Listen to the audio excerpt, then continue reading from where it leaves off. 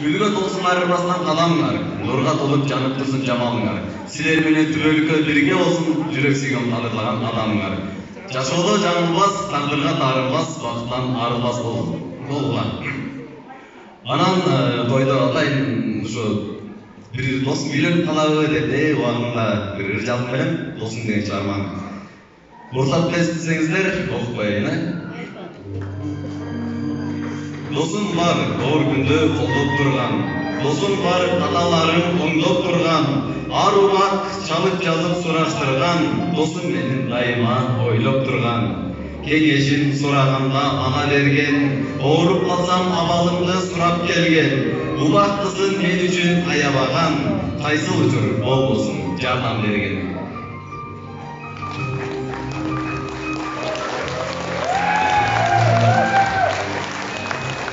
Çok rahmat. Anam ökölün ortamında ardayım süyü olsun deyip, süyü jönündө azыр ушул жерде отуруп ыр жазып элем, ошону окуп койгула уруксат берсеңиздер. Эгерде кичине каталар болсо, көңүл байлап койсоңуздар деп суранам. Сүйүү бул адамдарга дем берет, сүйүү деген жүрөгүндө термелет. Билесиңби сүйүү кандай экенин, чын сүйүү адамга өзү биркелет. Сүйүү деген акыл эсти алдырат, бүтүндөй дүйнөңдү азгырат, бирок билгин жашоону бүт өзгөртөт, сүйүү деген тышкы күндү жазылат. Анан баарыбыз негизи бакыт каалайбыз, бакыт каалайбыз, бирок ушул бакытты каалап коюш бул оңой эле. Бирок ушул бакытты алып келиш бул силердин колуңарда.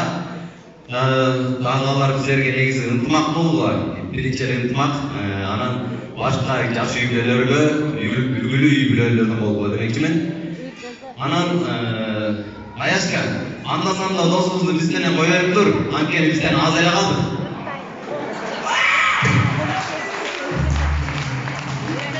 Чоң рахмат. Той болгонсун, тойду дээси улансын демекчимин дагы. Чоң рахмат. Молодец, красавчик. Атың ким? Сен бойдоксуңбу?